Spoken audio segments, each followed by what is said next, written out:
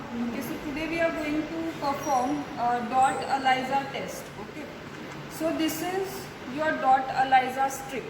Okay, so this strip looks like this. So there are three zones, okay, on this strip. The lower zone is the positive control zone, the middle one is negative control zone, and the upper zone is your test zone. Okay, so these are the three zones of this strip, and we are going to check whether the given antigen is present in the serum sample or not. Okay, so this is serum sample. Okay, this is patient serum sample. And while handling the all these samples and reagent, make sure either you wear gloves or handle that strip with the forceps. Okay. So now insert this strip in the serum sample. This is your serum sample. I am inserting this strip in the sample. Okay, make sure that all the three zones gets immersed in the sample. Okay, or otherwise just tilt your tube slightly. Okay, so that all the three zones will get immersed in the sample. Okay, so now you have to keep it for incubation for around 20 minutes. So I am incubating this strip in the serum sample for 20 minutes. Okay. So now after 20 minutes, with the 1x assay buffer, this is 1x assay buffer. Okay, you have to wash these strips with 1x assay buffer. So transfer it into 1x assay buffer.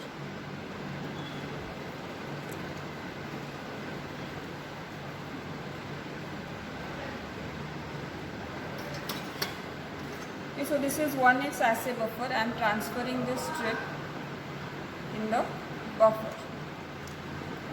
Again, make sure all the three zones gets immersed in it properly. Okay, again you have to wash it for around 5 minutes. Okay, so keep it for around 5 minutes, and then okay, after the 5 minutes of incubation, then you have to transfer it into antibody HRP conjugate solution.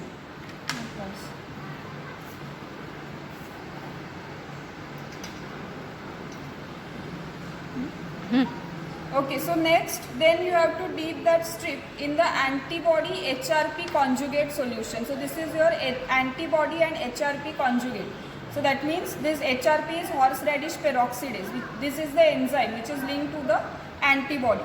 So now we are going to transfer that strip in that antibody HRP conjugate solution. Okay.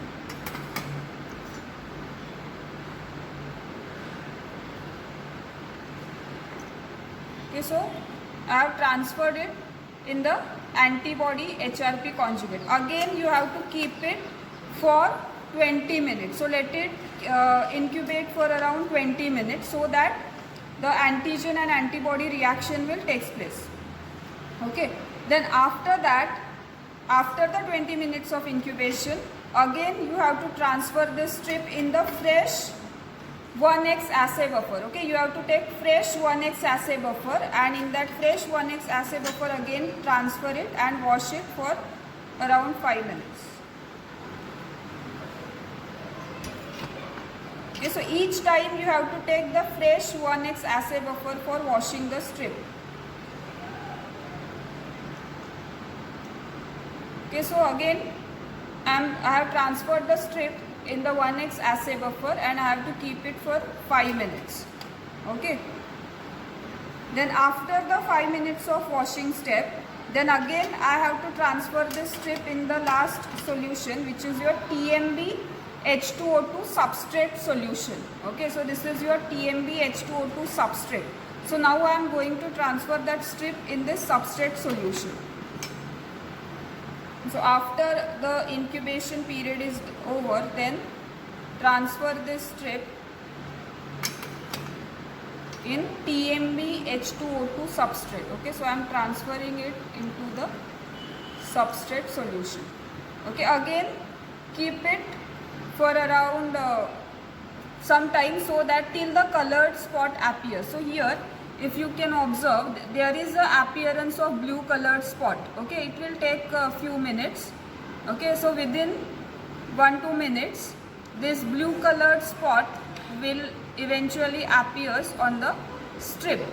Okay, so once you get that blue colored spot, okay, proper blue colored spot, you can remove the strip from this substrate solution. So as I have got the spot, so now I am removing this strip from this solution.